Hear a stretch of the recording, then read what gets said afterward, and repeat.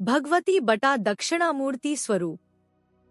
भगवती एक दिन भ्रमण के समय टेकरी पर चामुंडा माता जी की चर्चा करते हुए महाराज श्री ने एक बार कहा, भगवती के सभी स्वरूप एक समान वंदनीय तथा पूजनीय हैं, क्योंकि वह एक ही भगवती के विभिन्न स्वरूप हैं।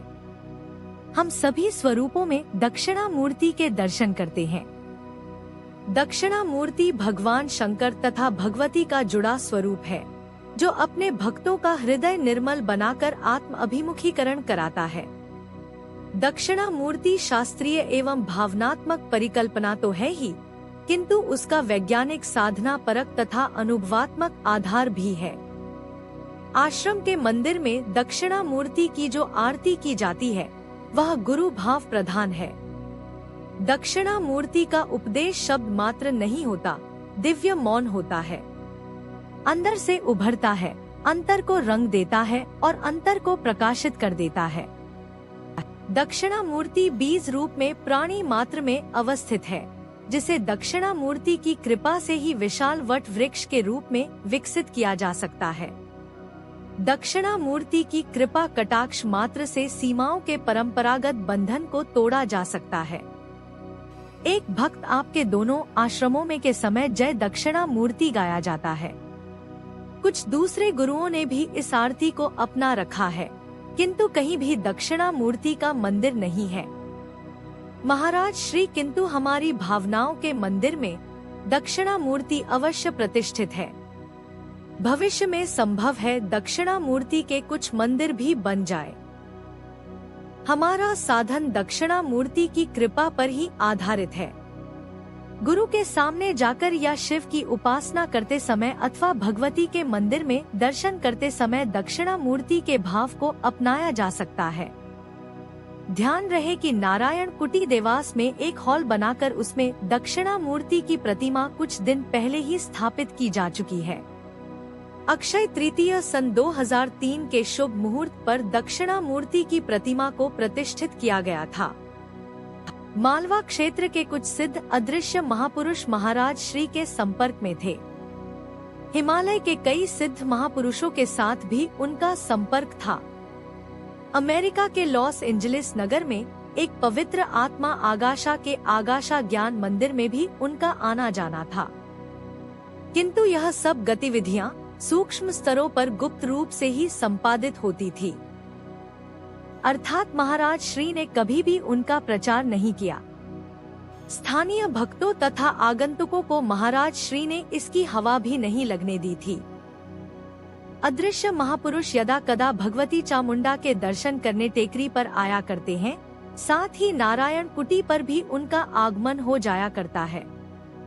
कई साधकों को कई बार किसी के चलने का आभास होता है, जबकि दिखाई कुछ नहीं देता। कई साधकों को साधन गुफा में बैठे ऐसा प्रतीत होता है कि कोई अन्य व्यक्ति भी बैठा है। आंखें खोलकर देखते हैं तो कोई दिखाई नहीं देता। कई लोग ऐसा मानते हैं कि आश्रम में भूत प्रेतों का आगमन है। ऐसा वही व्यक्ति सोच सकता है जो भूत प्रेतों तथा अदृश्य महापुरुषों के अंतर को ना समझता हो। एक दिन रात का समय था। चंद्रमा अभी तक निकला नहीं था। आकाश तारों से भरा था। बिजली के 2 बल्बों के कारण आश्रम में मध्यम प्रकाश फैला था। टेकरी भी बिजली के प्रकाश से अपने अस्तित्व का परिचय दे रही थी। महाराज श्री अपने आसन पर ध्यानस्थ थे। मैं बरामदे में बैठा थोड़ी थोड़ी देर के पश्चात खिड़की में से महाराज श्री को देख लेता था। टेकरी ढलान पर होने के कारण नारायण कुटी का विकास सीढ़ियों की तरह हुआ है। अब तो कुछ सीढ़ियां कम हो गई हैं, किंतु आज से 40 साल पहले अधिक थी। नीचे के स्तर पर एक और रसोई घर था। बीच में एक छोटा सा कुंड बना था, जिसमें रात को चांदनी के प्रकाश में कुमोद के फूल खिले रहते थे। मैंने बरामदे में बैठे उधर देखा तो कुंड के पास कोई बैठा दिखाई दिया। साधन में प्राय लोग गुफा में ही बैठा करते थे, किंतु गर्मी के मौसम में कई बार यहाँ वहाँ भी बैठ जाते थे। मैंने समझा कि कोई साधक बैठा होगा। जब बार बार कोई बैठा दिखाई दिया तो यह देखने के लिए कि कौन है, मैं उठकर कुंड के पास चला गया। देखा तो वहाँ कोई भी नहीं था। वापस रांडे में आकर देखा तो फिर कोई बैठा दिखाई दिया। मैं दुविधा में पड़ गया।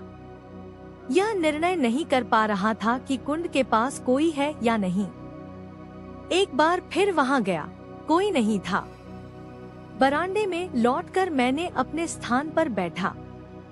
अभी तक भी वहां कोई व्यक्ति बैठा दिखाई दे रहा था। आज ही चर्चा में किसी ने कहा था कि आश्रम में भूत रहते हैं। वह बात याद आई तो दिल कांप गया। आश्रम में आए अभी 1 वर्ष भी पूरा नहीं हुआ था। समझ कच्ची थी, अनुभव अधूरा था। मैं उठकर अपने कमरे में चला गया, किंतु मन को चैन कहाँ। खिड़की में से झांक कर देखा, अभी भी कोई कुंड के पास बैठा दिखाई दे रहा था। मैंने डर के मारे खिड़की बंद कर ली।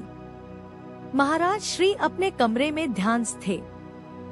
अकस्मात मुझे याद आ गया, भूत पिशाच निकट नहीं आवे, महावीर जब नाम सुनावे। मैं हनुमान चालीसा का पाठ करने लगा।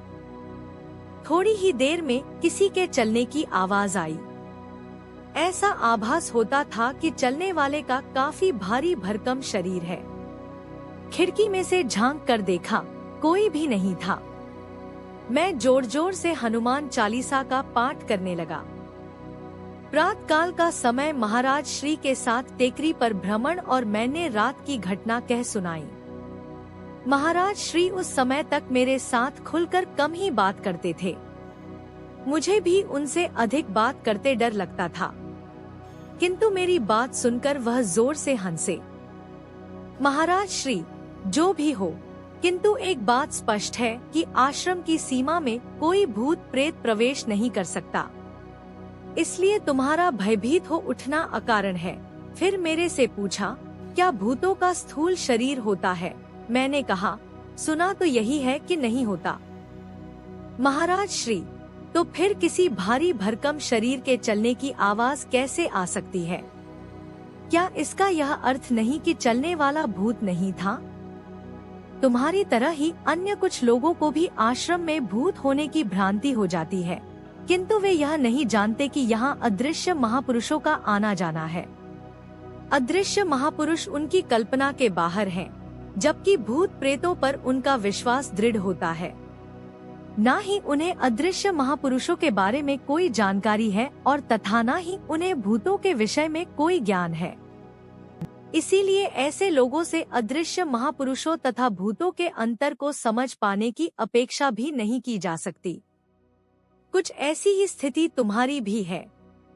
तुम्हें अभी बहुत कुछ जानना है, बहुत कुछ अनुभव करना है। धीरे धीरे एक एक परत खुलती जाएगी तथा एक के पश्चात एक विषय उजागर होता जाएगा। जो बात प्रत्यक्ष अनुभव से जानी जा सकती है, वह तर्क युक्ति प्रवचन अथवा सुनने से नहीं। मैं क्या बोलता चुप कर रह गया। मेरे अंतर में अदृश्य महापुरुषों का एक नया अध्याय खुल गया। वैसे पुस्तकों में इस विषय में कुछ पढ़ा था, कुछ बातें भी सुनी थी, कुछ इधर विशेष ध्यान नहीं दिया था, पर अब महाराज श्री के कथन के अनुसार मैं एक ऐसे स्थान पर रहता था जहां अदृश्य महापुरुषों का आगमन था। अब तो मेरे लिए यह जानने का विषय हो गया था। मैंने कहा, अदृश्य महापुरुषों को प्रत्यक्ष करने के लिए क्या किसी विशेष प्रकार की साधना करनी पड़ती है? महाराज श्री, अदृश्य महापुरुषों का दर्शन तथा उनके संपर्क महापुरुषों की कृपा के अधीन है, किंतु उसके लिए योग्य चित्त भूमिका आपको बनानी पड़ती है। महापुरुषों का दर्शन एक आध्यात्मिक उपलब्धि है। मैंने कहा, मैंने पुस्तकों में पढ़ा है कि कई लोग सामान्य भूमिका के होते हैं, ना कोई भजन ना महापुरुषों के दर्शन की इच्छा, किंतु उन्हें भी महापुरुषों के दर्शन हुए, साधन भी मिल गया। महाराज श्री, ऐसे लोग पूर्व जन्मों के योगी होते हैं, प्रारब्धवत रास्ता भटक जाते हैं।